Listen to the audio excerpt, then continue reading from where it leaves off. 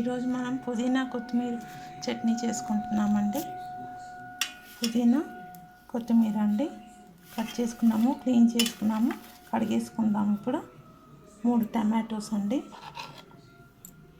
Medium size tomatoes 3 cut చేసుకున్నాము. కొన్ని మిర్చీస్ 6 మిర్చీస్ అండి, కొద్దిగా చింతపండు రమ్మలండి, రుచికి సరిపడా సాల్ట్ వేసుకుందాము. ఈ కట్ చేసుకుందాము టమాటోస్. పుదీనా కడిగేసుకుందామండి.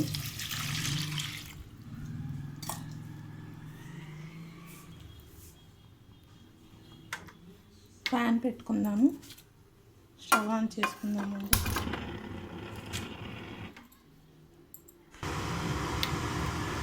స్టవ్ ఆన్ చేసుకుందాము. లైటర్ పెట్టానండి. ఇప్పుడు మనం తాలింపు చేసుకుందాము. పుదీనా కొద్దిగా నూనె వేసుకుందాము. 1 స్పూన్ ఆయిల్ వేసానండి. ఆవాలు జీలకర్ర వేసుకుందాము. ఆయిల్ హీట్ అయిందండి. ఇప్పుడు ఆవాలు జీలకర్ర వేసుకుందాము.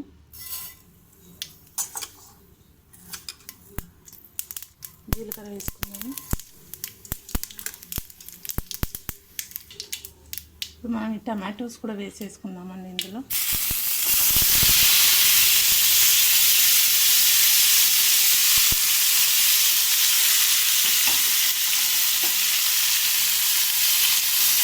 కొంచెం ఫ్రై చేసుకుందాం, పచ్చి వాసన పోయే వరకు.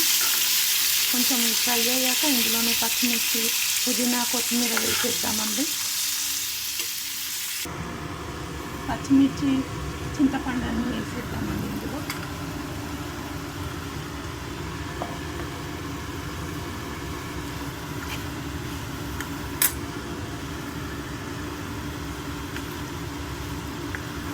ఒక 2 మినిట్స్ తర్వాత పుదీనా, కొత్తిమీర కూడా వేసేద్దాం ఇందులో.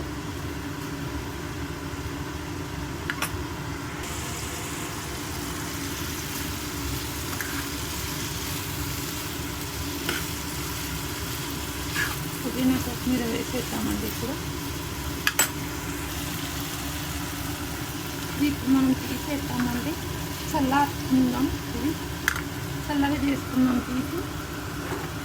ఇందులో తీసేసి పుదీనా, కొత్తిమీర వేసుకుందాము.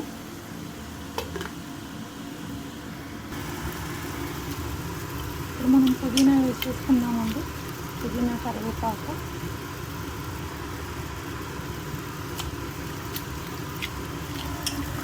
ఈ ప్యాన్లోనే వేసేస్తున్నాను.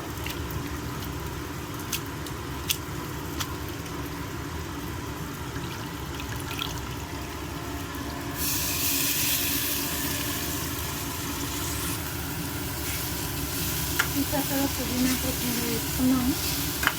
ఇంకా కొంచెం అయిందండి, చాలా టేస్టీగా అయింది. భలే వాసన వస్తుంది కొత్తిమీర, పుదీనా.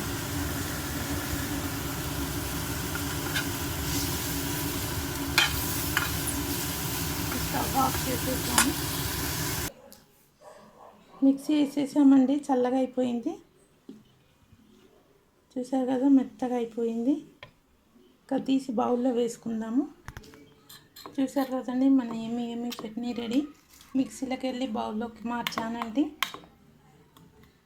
ఇందాకే మనం తాలింపు చేసేసుకున్నాం కదా, మీకు కావాలంటే మళ్ళీ తాలింపు చేసుకోవచ్చు. నేనేం మళ్ళీ చేయనండి, అంతే. ఇంకా రైస్కి, చపాతీస్కి చాలా బాగుంటుంది పుదీనా కొత్తిమీర చట్నీ. టమాటోస్ కూడా వేసాం కదా, 3 టమాటోస్, చాలా బాగుంది కమ్మగా. మీరు కూడా ఇలానే చేసి తిని ఎలా ఉందో చెప్పండి గైస్. Thank you.